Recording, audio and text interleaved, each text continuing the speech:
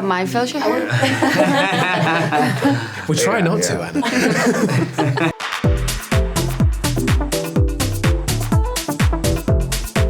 This has a kind of old school spy game kind of feel to it. I feel like this could have been done in the 90s, but maybe not as much action.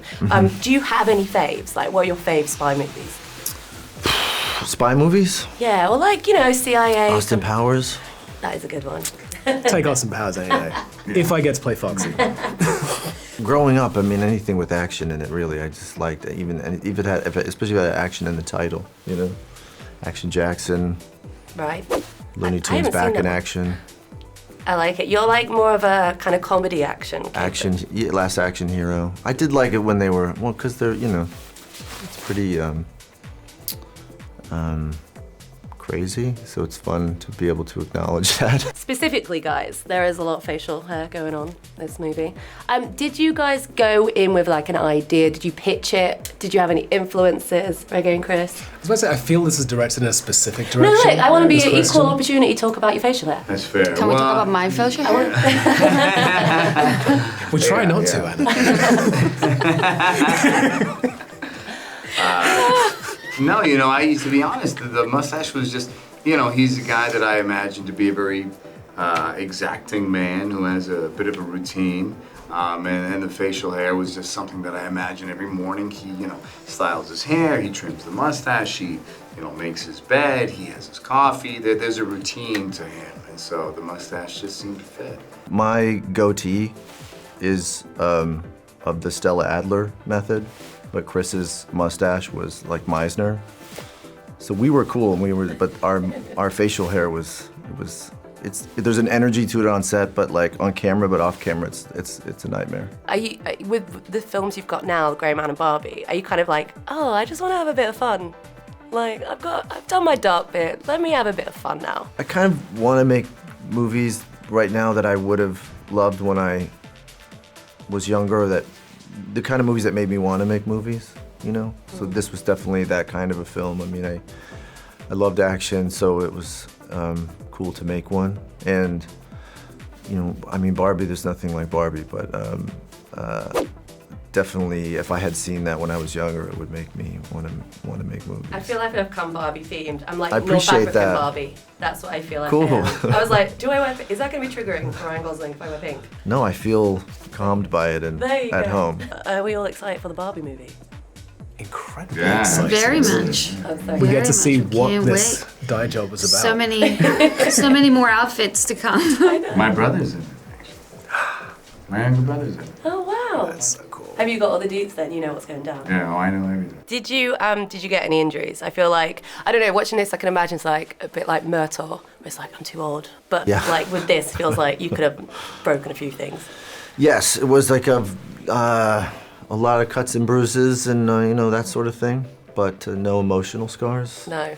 Okay, good. So Happy with that's that. a win. Anna, you know, you've done Bond 25, which has a whole different sort of action sequence. Also, you got to wear far more comfortable clothes this time. What is the difference between doing something like that and this one where you've got so much more to do as well?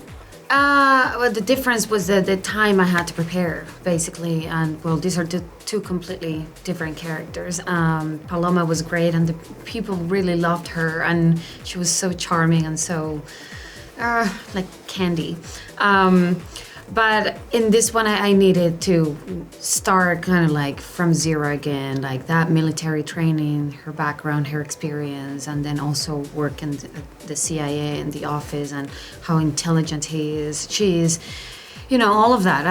So it was a long process of preparing for this and to just get there, you know, physically and feel strong and feel like I was in control. I knew what I was doing. With Six, did you have a kind of idea how you wanted to portray him? Like any influences from, as you said, like, was there an Arnold Schwarzenegger Last Action Hero influence?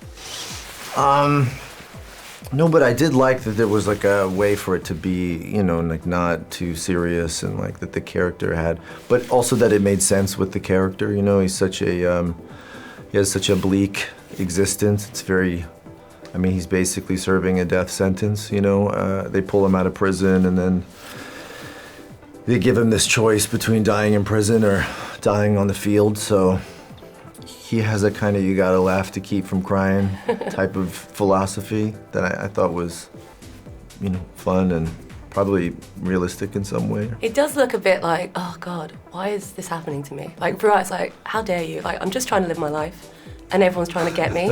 Like, can you just leave me alone? Like, you just seem so annoyed at everyone. Yeah, he's pretty annoyed, yeah. He'd rather be a plumber or he doesn't want to be in this movie. It's important character building. One of my favorite moments in the movie from you is like in the middle of the fountain fight, there's just a moment to slick the hair back. I love that. I love that too. Well, I feel like yours is the glasses. Like, you have this like, oh, I'll take them off and I'm serious now. Like, I feel like that's a big thing with acting.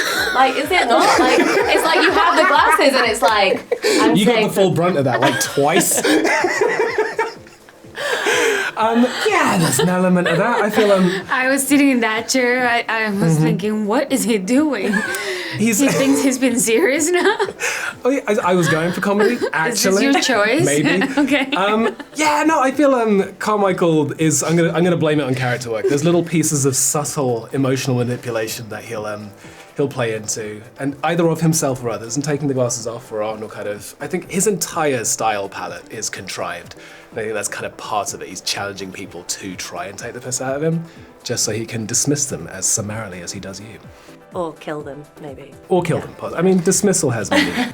Did you do a full gaga where you kind of stayed in accent throughout the shoot to keep it? Because some British actors do that. I did like a 3/4 gaga. I stay in accent on set. I kind of see it as my uniform for the day. So like front door to front door, I'll be in a version of the accent and then I don't take it home. You've been working together on this film. You've been doing the press tour. Is there anything surprising that you've learnt about each other? Surprising? I don't know. I mean, you know, we're If we were doing Knives Out, I would tell you. But we're talking about Greyman, so nothing surprising. yeah. Anna and I are, you know, this is our third movie, and so no, we're pretty familiar. Surprising? God, I don't know. Is there? He's British. Well, The accent. you know, Yeah, but these guys did their research. That wasn't a It's not surprise. That was only a surprising. surprise to the directors. He dresses incredibly well, but that wasn't surprising. You know, and every time I'm like, yep, another good outfit. I was surprised at how I wasn't. incredibly approachable such esteemed actors could be. I was never intimidated in the wrong way on set.